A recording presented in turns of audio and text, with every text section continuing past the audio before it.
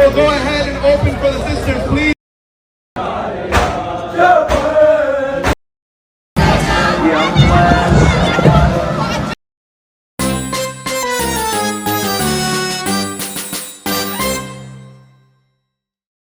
The indignities that the populations of all Western nations suffer under has become not only so ludicrous and so common, but many now just shrug at this point.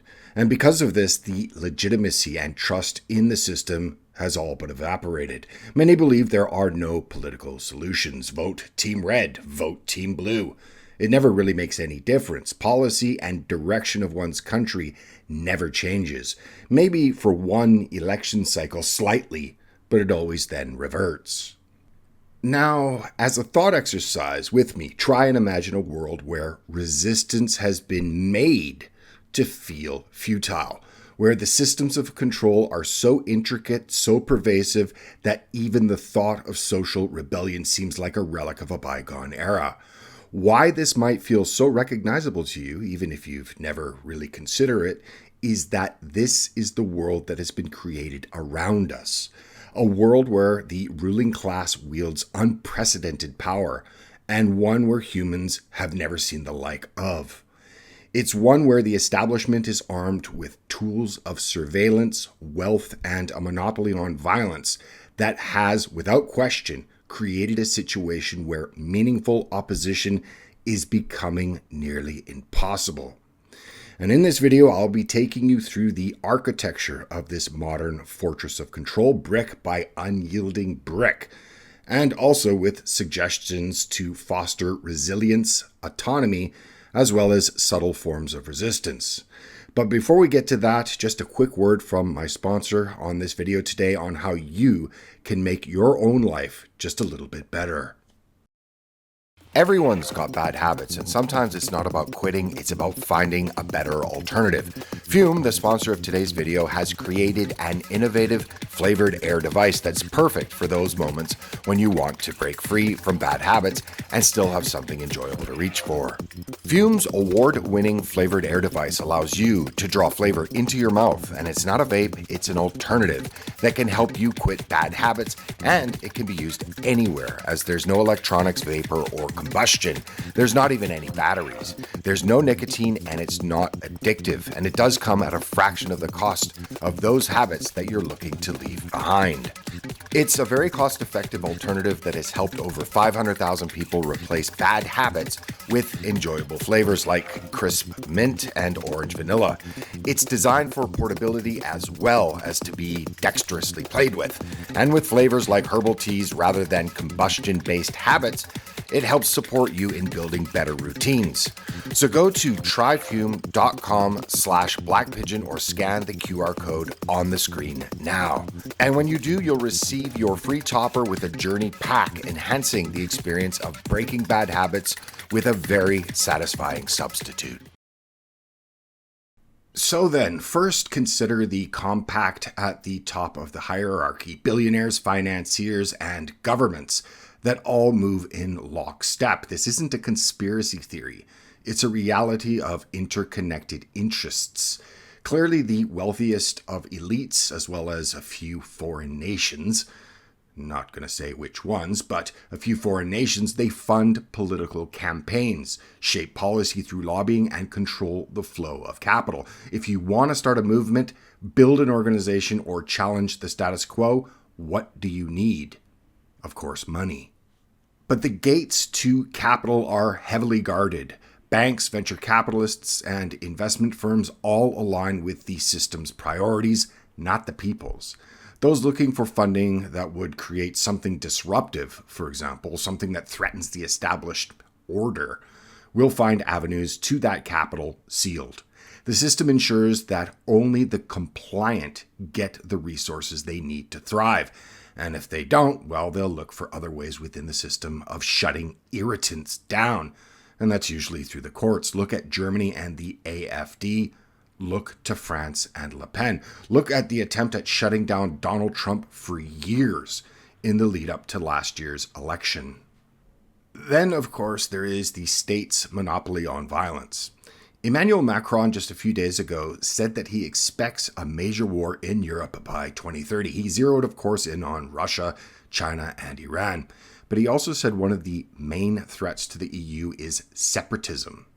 So understand this. The state knows who has weapons. In most countries, gun ownership is tracked, registered, or outright restricted.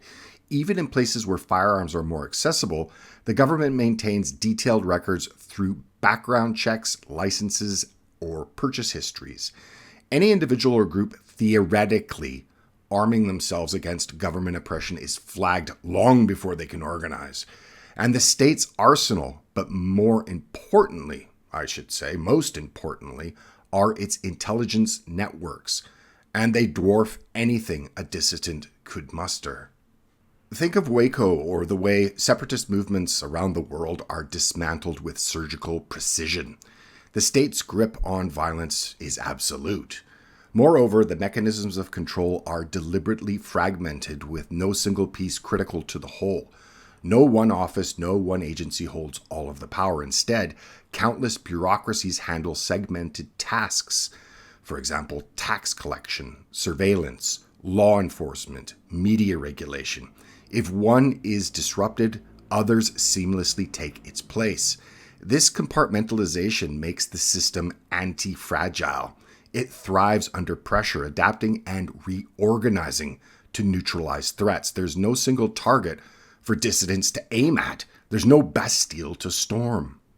Surveillance, meanwhile, has reached dystopian heights. Your smartphone, your online purchases, your social media posts, they're all threads in a vast panopticon.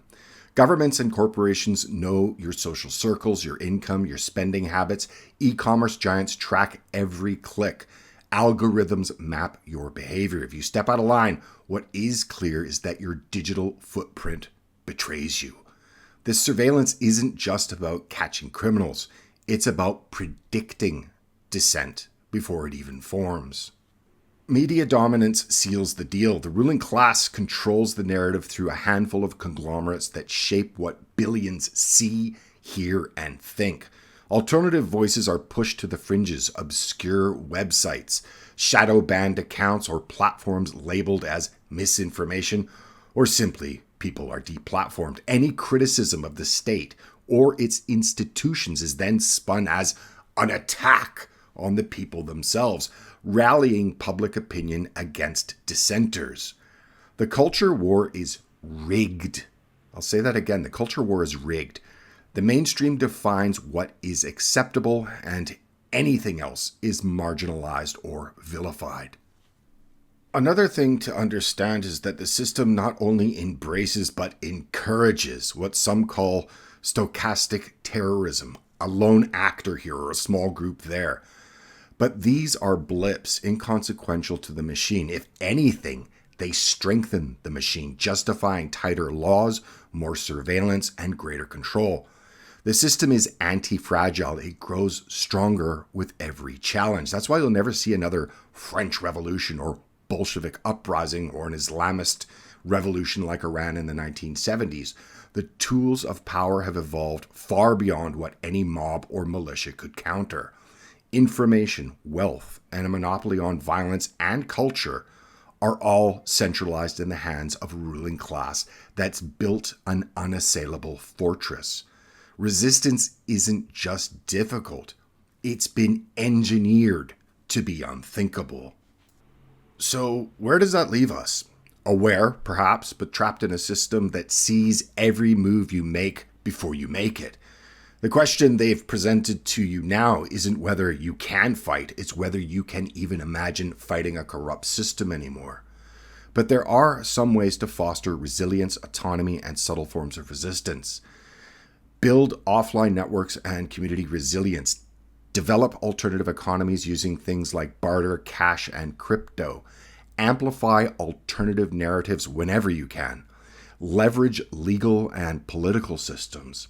Focus on cultural and ideological subversion. You never know just how powerful a meme can be in 2025. Also importantly, promote values like simplicity and anti-consumerism so as to do your part to stop feeding the machine. But most importantly, never advocate or call for violence. It plays into the state's strength. It also justifies crackdowns, surveillance, and propaganda against, quote, threats, closed quote. Decentralized actions are harder to counter. So what do you think? Give me your thoughts and suggestions in the comment section below. I'd very much appreciate that, as well as remember to check out Fume. It's a great product and it helps the channel very much. And with that, thank you very much for watching, and I will see you in the next video. Bye for now.